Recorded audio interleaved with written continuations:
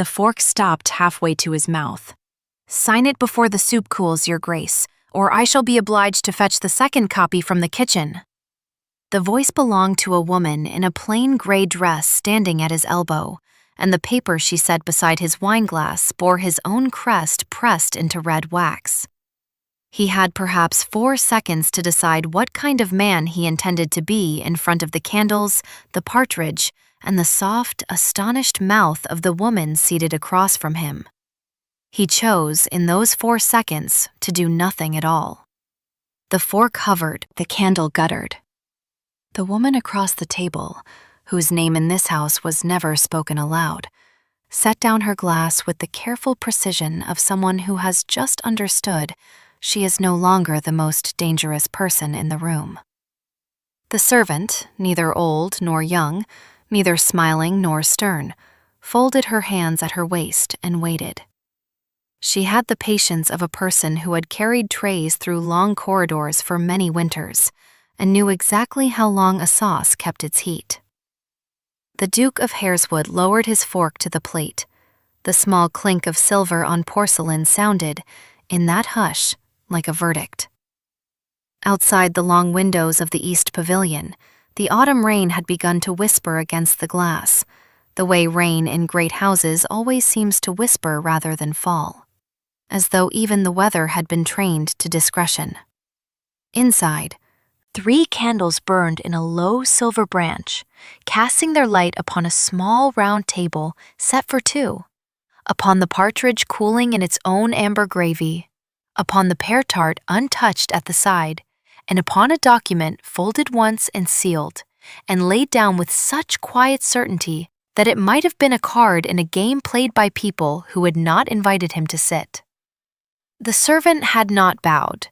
That was the first thing he noticed when he allowed himself, at last, to notice anything.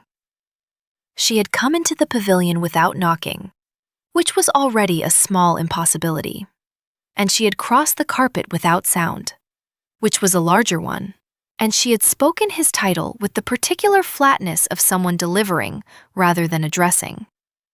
He set his hand upon the table beside the folded paper, and did not yet touch it. The woman across from him, whose dark blue gown had been chosen with great care for a supper no one else was supposed to know about, said his name. Only that. Just his name, in a low voice, the way one might steady a horse. He did not look at her. He looked at the servant. He had seen this woman before. He was certain of it. He was certain in the way one is certain of a tune half remembered, or a face seen once in a coach window. She was perhaps 30. Her hair was the brown of winter bracken, drawn back without ornament. Her eyes were gray and gave away nothing. Her hands, folded, were not the hands of a maid in the upper rooms. The knuckles were a little reddened. The nails were short. She wore no ring. He found himself counting her, the way he counted everything when surprised. One woman, in plain gray, at 3 paces, with 1 sealed paper, in 1 room with 2 doors. He had 4 seconds, he had thought. He had used them all. Now he had only this. "From whom?" he said. The word came out level, which pleased him in the small, distant way that small competencies pleased him in moments of large alarm. "From Her Grace," the servant said. The woman across the table inhaled, briefly, and then mastered it. The Duke did not move. He let the silence hold. The servant did not fill it. He had been Duke of Hareswood for 11 years. Before that, he had been heir for 19. Before that, he had been a boy who counted the steps of the great staircase each morning because he liked the comfort of a number that did not change. There were 62 steps. There had always been 62 steps.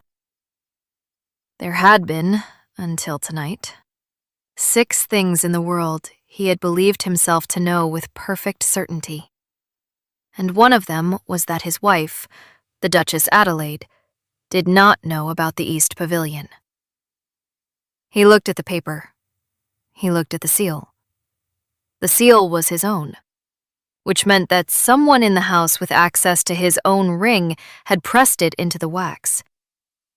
There were 3 people in the household with such access: himself, his steward, and Adelaide.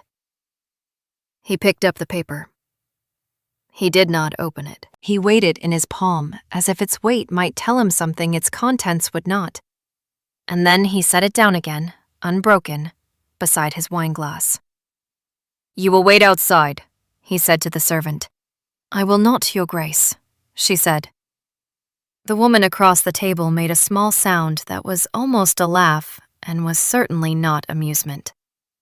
The Duke lifted his eyes to the servant's at last, and there found, in those quiet gray irises, something that he had not been prepared to find in the face of a person in plain gray at his elbow. He found that she was not afraid of him. He had been afraid of many things in his life, chiefly disappointing his father, who was 12 years dead, and being unkind by accident, which he believed himself to have managed mostly, but he had not often been on the receiving end of a refusal that landed so courteously. He set his napkin upon the table beside the paper. He rose. The chair did not scrape, because the carpet was thick and the legs were felted, because this room had been arranged originally for the entertaining of intimate friends in the previous century, and intimate friends had required a floor that did not announce them.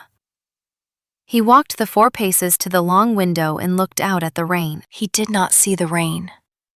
He saw, instead, a morning 16 years ago when he had stood in a drafty chapel in his grandfather's plain coat and watched a slight young woman in white come up the aisle on her uncle's arm. And he had thought, with the calm of a boy who had been raised to expect arranged things to be endured rather than enjoyed, that her face was a kind face, and that her hands, in their lace, were trembling, and that he would try, when the time came, to be a man whose hands did not make hers tremble more. He turned back from the window. The servant had not moved. The paper had not moved. The candle had burned a finger's breadth lower. He looked at the woman in the dark blue gown, at her white throat above the velvet, at the small ruby on a chain that he had given her at midsummer, because she had said, lightly, that she was tired of pearls, and he discovered that he did not, at this moment, wish to look at her at all. He returned to the table. He sat. He picked up the paper. He broke the seal. He read it slowly. He read it twice. When he had finished reading it the second time, he laid it down, smoothed the crease with the side of his hand, and said, "Tell her I will come." "She did not ask you to come, Your Grace," the servant said. "She asked you to sign." He looked at her for a long moment. The rain went on. The candle went on. The partridge had stopped steaming. He set his hand flat upon the paper, as though to keep it from rising of its own accord and walking out of the room, and he said, very quietly, "Then I will sign, and then I will come." The woman across the table said his name again, and this time her voice was thinner, and this time he heard it, but he did not answer. He took up the steel pen that lay in a small porcelain stand in the center of the table, because in this house, even pavilions of secret suppers were furnished with the instruments of correspondence, and he dipped it. He did not, however, set its point to the paper. He held it above the line where his name was meant to go, and he said to the servant, "What is your name?" She did not answer at once. The Duke, pen still poised, looked up. The servant met his eyes without flinching and said, "Mrs. Wenlow, Your Grace." He nodded slowly, as if the name had filled in a small empty square in a great ledger he had been keeping all his life without knowing. Wenlow. He knew the name. He knew it because it had been spoken to him, once, on a morning long ago, by Adelaide herself in the gallery upstairs, when she had paused beneath the portrait of his grandmother and said, lightly, almost to herself, that her own people had had a Wenlow who used to keep their hawks. He had not asked further. He had been 24. He had been thinking that morning about a new mare. He laid the pen down beside the paper. He laid his hand upon his eyes for a brief moment, then lowered it. He said, "How long have you been in this house, Mrs. Wenlow?" 19 years, Your Grace." "And in Her Grace's particular service?" 11, Your Grace." He nodded once more. The arithmetic was easy. 11 years was the length of his tenure as Duke. 11 years was the length of his marriage's second chapter, the one that began when his father had died, and the great house had passed to him, and Adelaide had come down from the small upper room she had favored as a young wife and taken her place at the long table in the dining hall, and the household had reordered itself around her quiet, deliberate hand. Mrs. Wenlow had been moving through that household for 19 years. He had not noticed her once.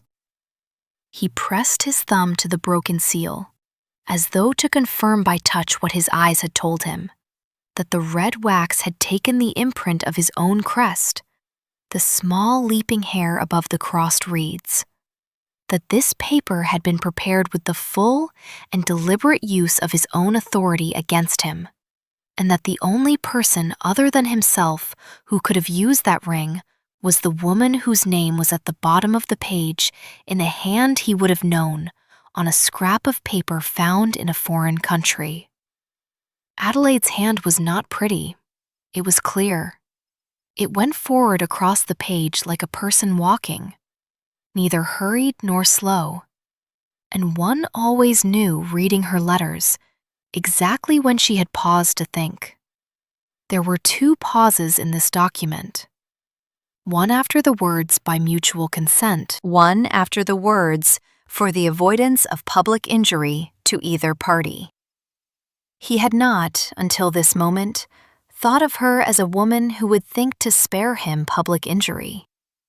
He had thought of her, when he had thought of her at all in recent years, as a woman who endured him with grace and ran his house with a competence he had learned, gratefully, to take for granted.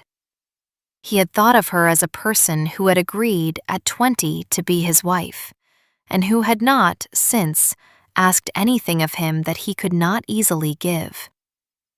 He looked across the table at the woman in the dark blue gown. Her name in the world was Lady Caroline Vanes. In his own private use, when he wrote to her, which was seldom, and when he spoke to her, which was often, she was Caro.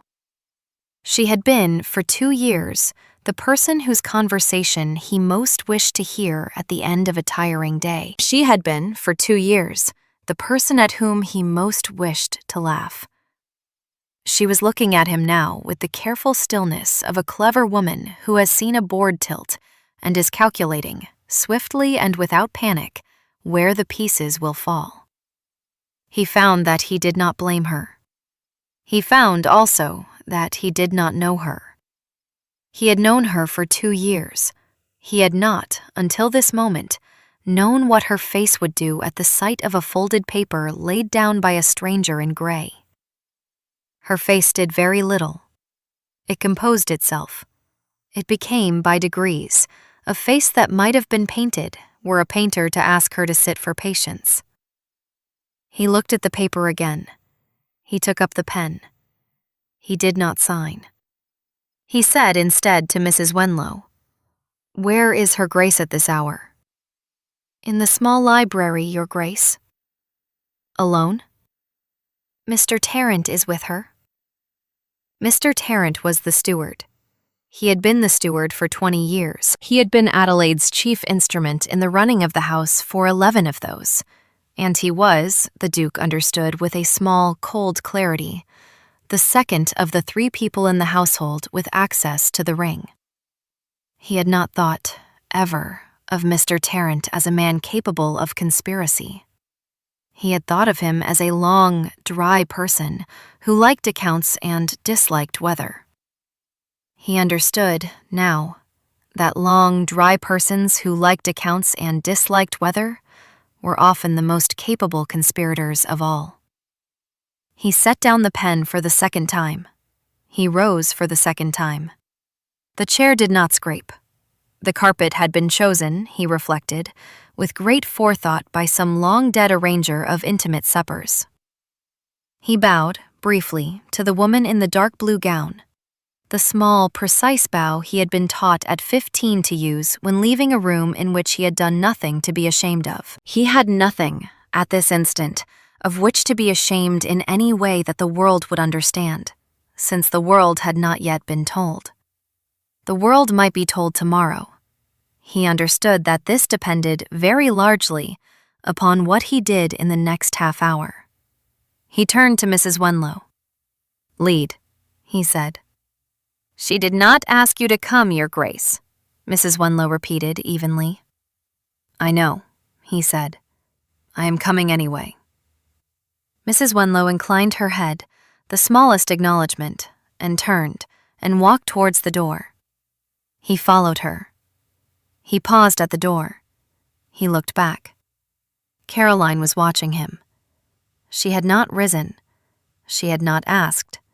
She had not pleaded. She had, in the seconds since he had stood, gathered around her the small composed dignity of a person preparing to be alone in a strange room. He felt then a thing he had not expected to feel. He felt sorry for her. Not for her as the person who had sat across from him through long, witty evenings. Not for her as the person whose laugh had charmed him into forgetting, for hours at a time, that he had a wife in another wing of a great house. He felt sorry for her as a person who had agreed, 2 years ago, to a private arrangement with a man she had believed to be in possession of his own life, and who had just discovered, in front of a servant in gray, that he was not. "I will send word," he said. She nodded once. He went out. The pavilion door closed behind him with the soft, unaccusing click of a thing engineered for discretion. The long corridor that led back towards the great house was darker than he remembered, since the boys had not been told to light all the wall lamps tonight, the supper being meant to be unseen. Mrs. Wenlow walked 3 paces ahead of him without looking back. He walked behind her in his evening coat, with his hands clasped, perhaps, a little tighter than he would have liked, behind his back. He counted the doors as they passed. He had always counted things. There were 11 doors between the pavilion and the inner court. He had known this since he was 9. He could see, in his mind, the small boy he had been, walking this corridor at the side of his grandfather, counting under his breath. The number had not changed. Tonight he was grateful, fiercely and irrationally, that the number had not changed. The rain on the high windows was louder here, because the corridor ran along the outer wall of the older wing, and the windows were taller, and the glass was older.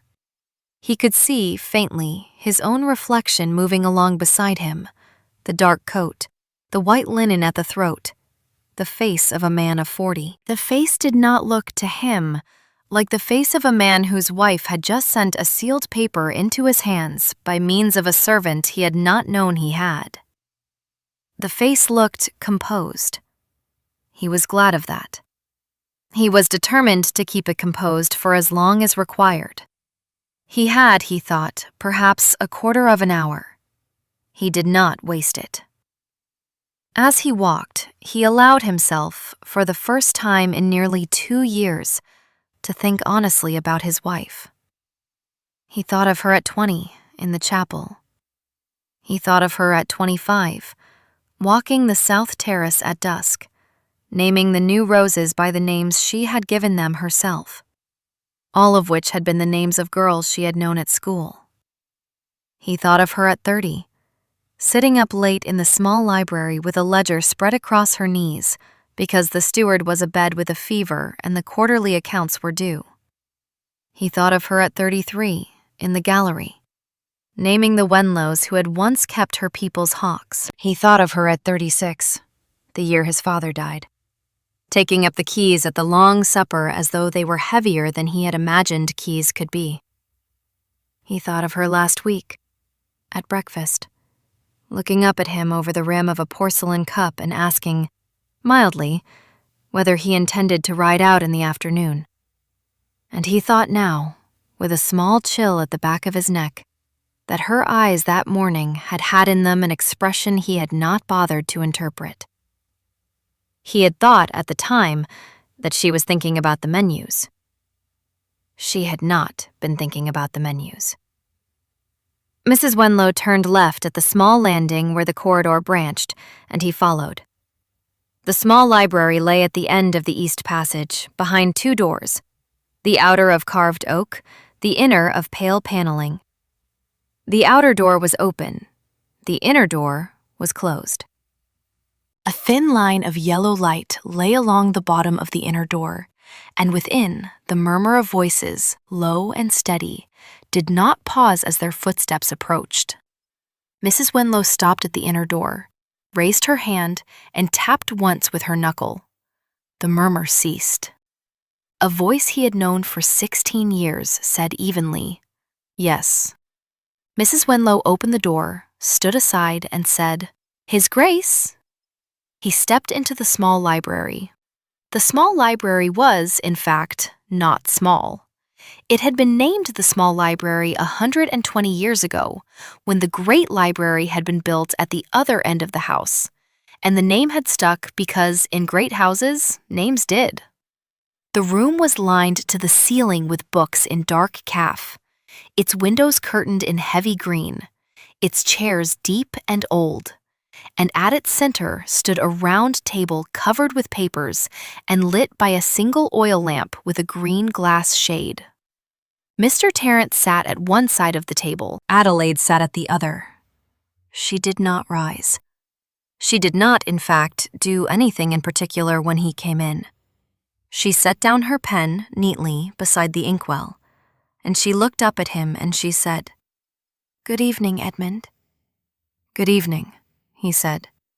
He found his voice steady, which surprised him. Mr. Tarrant rose, bowed, and remained standing. Adelaide gestured with a small movement of her hand to a chair across from her. The Duke did not sit.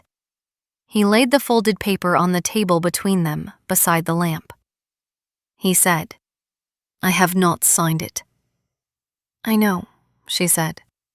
"Mrs. Wenlow would not have let you had you tried." He glanced briefly at Mrs. Wenlow, who had taken up a position near the door with the discreet stillness of a long-trained servant who has just performed a difficult errand and intends to perform several more before the night is out. Adelaide said, "Sit down, Edmund. You look tired." He sat. He had not meant to. He found that her voice still had, after 16 years, the small authority of a person who knew his own first weariness before he did, and that he was, in this moment, very tired. He did not let the tiredness show on his face. He set his hands upon the table, palms down, the way his grandfather had taught him to set his hands when listening, and he said, "Tell me." She did. She told him plainly. She told him without rancor. She told him in the voice of a woman who had thought a long time about what she meant to say, and had decided, at last, that the kindest way to say it was the clearest. She said that she had known about Lady Caroline Vanes for 11 months. She said that she had not minded at first, in the way she had been raised not to mind such things, and that she had told herself very firmly that she would not mind, and that she had practiced not minding through a winter and a spring. She said that in May, while planting out the South Terrace, she had discovered that she did mind. She said it as if it were a small, regrettable fact she had finally been obliged to face about herself. "I am sorry, Edmund," she said. "I had hoped to be a more modern person." He looked at her. He looked at her properly, for what he understood, with a small, clean shame, to be the first time in a great while. Her hair, which had once been very dark, had begun to gray at the temples in a soft, slow way that suited her. Her hands, folded now upon the papers, were thinner than he remembered. Her eyes, which had always been a clear hazel, were tired, but not, he saw, angry. She was not angry. He understood in that moment, with a small, precise clarity, that he would have preferred her to be angry. Anger would have been a thing he knew how to answer. He said, "Why now?" She said, "Because last week I learned that you had taken her, in August, to the house at Hareswood Marsh." He went very still. The house at Hareswood Marsh was a small lodge his father had used in the shooting season. It had not been opened for guests in 18 years. He had taken Caroline there for 3 days in August because Caroline had said, half in jest, that she had never seen marsh light, and because he had thought, foolishly, that no one would notice. He understood now that someone had noticed. He understood, also, that the someone was the woman in plain gray at the door, and that her 19 years in this house had not been spent failing to notice things. He looked at Mrs. Wenlow. Mrs. Wenlow looked back at him, neither apologetic nor smug. He said to Adelaide, "I see." "I do not require an apology," Adelaide said. "I do not require an explanation. I have prepared the papers because I have decided that I should prefer, after all these years, to live in a manner that I can recognize as my own. The terms are unusually generous to you. Mr. Tarrant will confirm." Mr. Tarrant inclined his head. The Duke had not, in 11 years, seen Mr. Tarrant incline his head in confirmation of anything that had not first passed across his own desk. He understood, with the same small, clean shame, that he had been signing things for 11 years that he had not bothered to read with the attention he had given just now to the folded paper in the pavilion. He understood that Adelaide had read them all. He said, "What terms?" She named them. The house at Hareswood Marsh would be hers. The dower house at Greaves would be hers. The income from her own family's settlements, which he had administered on her behalf, would revert to her control. She did not require the principal of his estate. She did not require the title. She did not require, she added with a small, dry smile that was almost the smile he remembered from the gallery 16 years ago, the leaping hair. She would take the hawks. He could not at first remember what hawks she meant. Then he did. There were 2 old hawks in the mews. They had been, by long tradition, the ladies' hawks. He had not thought of them in years. He had not, he realized, asked after them in years. He had not asked after a great many things in years.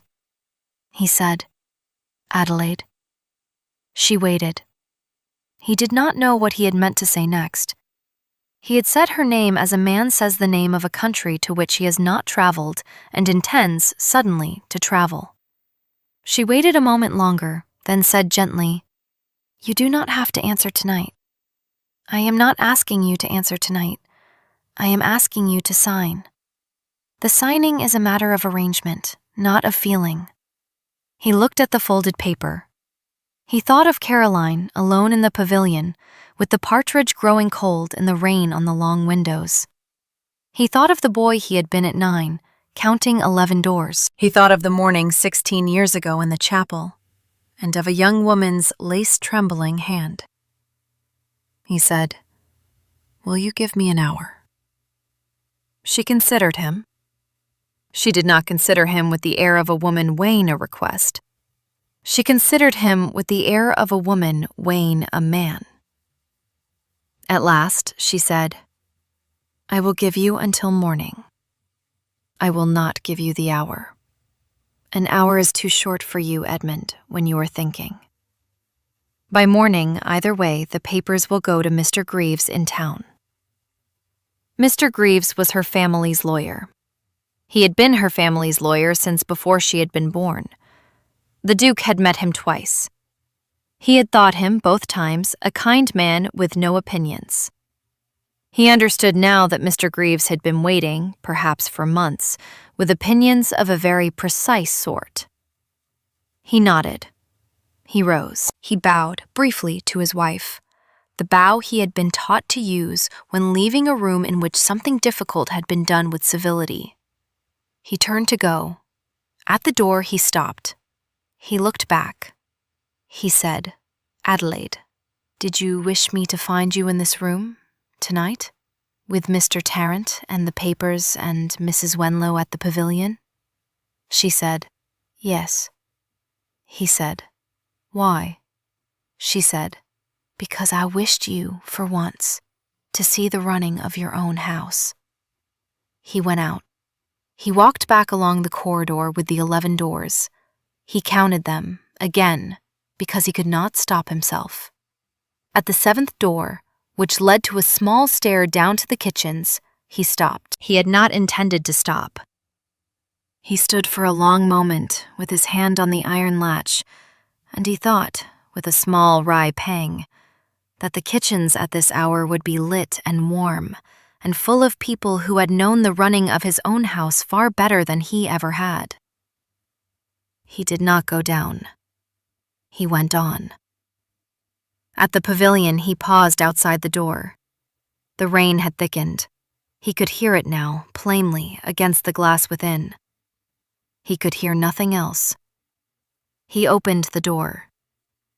Caroline was still seated where he had left her, her wine glass refilled, although she had not drunk from it, the partridge taken away, a small plate of pears in its place. She looked up at him. He did not sit.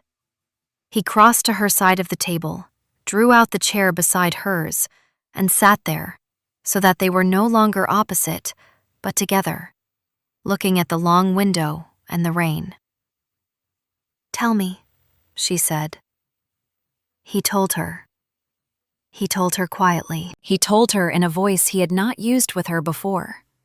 The voice of a man who has been spoken to as a husband and has found, after long absence from the role, that the role still fits, though awkwardly, like a coat left too long in a cedar press.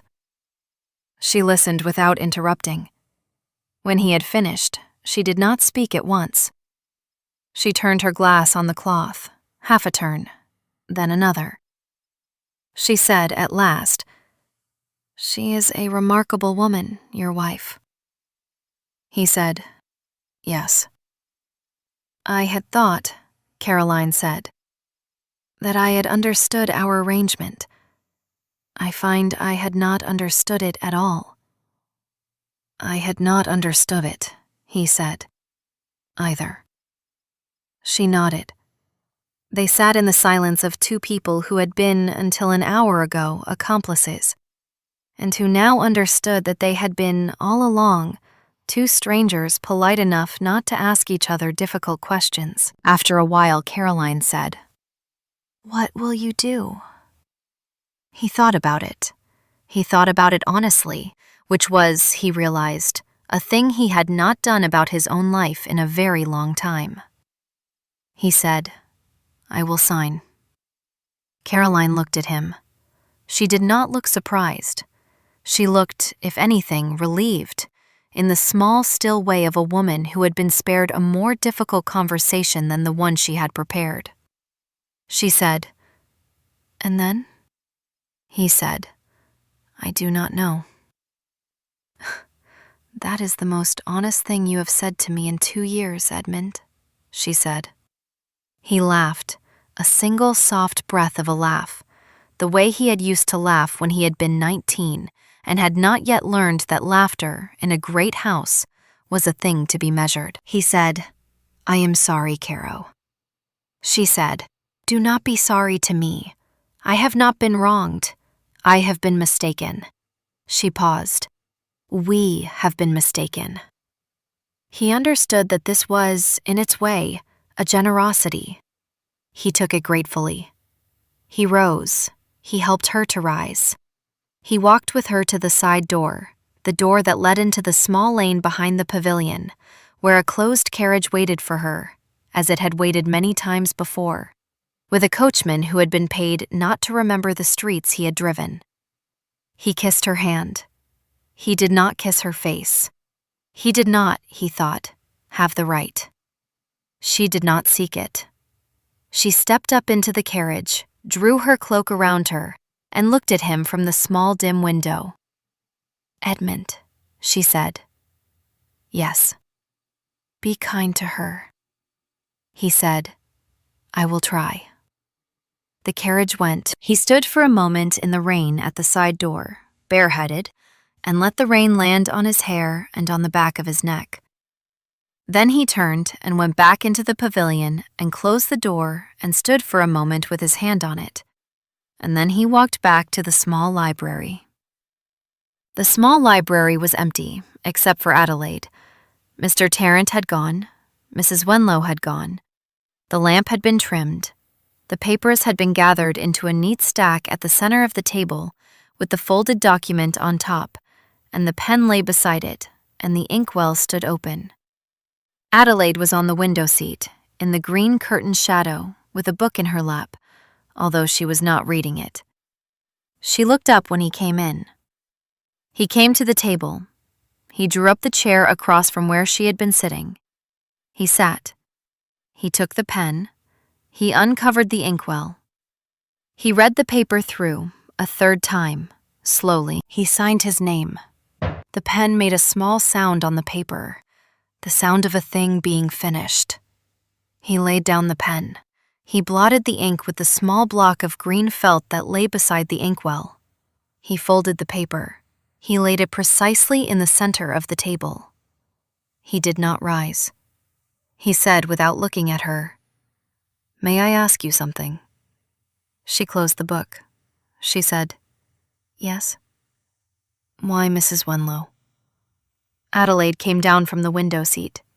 She crossed to the table. She did not sit.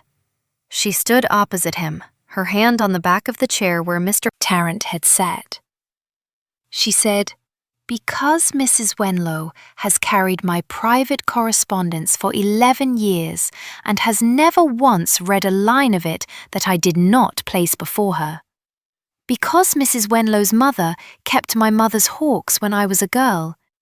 Because Mrs. Wenlow once, when I was new to this house and very unhappy, found me weeping in the linen room at 3 a.m.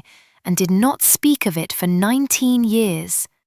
Because if I had sent a footman, you would have laughed at him, and I did not wish to make a fool of a man who has only ever done his work well." He sat for a long time with his hands flat on the table, looking at the folded paper. He said, "I did not know." She said, "I know you did not know, Edmund. That is, in part, the trouble." He looked up at her. He looked at her properly, the second time in a single night, which was twice more than he had looked at her properly in a year. He said, "I am sorry, Adelaide." She did not answer at once. She looked at him with that same quiet weighing that was not the weighing of a request, but of a man. At last she said, "Thank you. I have wanted, for some time, to hear you say so." He said, "I should have said so long ago." "Yes," she said, "but you have said so now." She paused. She said, "It is a beginning of a kind, although it is not the beginning either of us imagined." He said, "What will you do?" She said, "I will go to the Dower House in the morning. I will take Mrs. Wenlow. I will take the hawks. I will write, in a month, to ask after you. I will receive you, if you come, with civility. I will not, Edmund, come back. I am too old to be unhappy in a room I am pretending to manage." He nodded. He understood that this was not cruelty. He understood that he had earned it. He understood, also, with a small, stinging surprise, that he was glad she had spared him a kind of pity that would have been the worse cruelty. He said, "May I write to you?" She said, "Yes." "Often?" She considered him. She said, "Not at first. Later often. It will do us both good to learn what we mean to say to each other when no one is required to say anything at all." He rose. He bowed once. She inclined her head. He went to the door. He paused. He looked back. He said, "Adelaide, thank you." She said, "For what?" He said, "For coming to find me yourself. I would have wished, at the end, to be found by you rather than left." She did not answer. She did not need to. The look that she gave him, then, in the green shade of the lamp, was the look she had given him in the chapel 16 years ago, when, as a slight young woman in white, her hand had trembled in his, and he had decided, without knowing it, that he would try to be a man worth her trembling. He understood now that he had not quite tried. He understood, also, that he intended to begin. He did not sleep that night. He sat by the fire in the long library and watched it burn low. At 4 o'clock he rose and walked out into the wet garden and stood beneath the south terrace, where the roses, all named for girls she had known at school, were past their last bloom, and the rain had stopped, and the stars had come out in the broken places of the cloud. He walked back to the house at first light. He met Mrs. Wenlow in the corridor outside the small library. She was carrying a small leather case. She inclined her head to him, gravely, and he, after a moment, inclined his head to her, gravely, in return. He said, "Mrs. Wenlow." She said, "Your Grace." He said, "Thank you." She did not ask for what. She bowed her head once more and went on. By 8 o'clock the carriage was at the door. By 1:30, Adelaide had come down in a traveling dress of dark wool, with her hat in her hand. He stood in the hall to see her go. Mr. Tarrant stood beside him, his long dry face composed, and the Duke, looking sideways at him, found that he could not be angry. He laid his hand on Mr. Tarrant's shoulder, briefly, the first time he had ever laid his hand on the man, and Mr. Tarrant did not move, but his eyes, the Duke saw, brightened. Adelaide came to him. She gave him her hand. He took it. He kissed it. He helped her into the carriage himself. He stood in the gravel as the wheels turned, watching the carriage move down the long avenue under the elms. And when it had gone, he did not go back inside at once. He stood for some time looking at the road. The Duke of Hareswood went on, after that morning, to be Duke of Hareswood for many years. The story of what happened next is not, for tonight, the story we mean to tell. It would take other evenings. We may sit, if you wish, by other fires, and unfold those evenings slowly. For now, it is enough to say this. Mr. Tarrant remained the steward for the rest of his life, and was, in the end, buried at the Duke's own expense in the churchyard at Hareswood, beneath a stone that read, simply, "He kept the accounts honestly," which had been the Duke's own choice of inscription, and had made the village smile in a kind way. Mrs. Wenlow went with Adelaide to the Dower House, and from there, after 7 years, to a small cottage of her own on the edge of the estate, where she kept bees and 3 hawks of her own line, the descendants of the 2 old hawks that had gone with her Grace. She was, the Duke heard, much loved in her village, and she lived to be very old, and she never, in all those years, spoke a word of what she had carried in 19 years of service that was not her own to speak.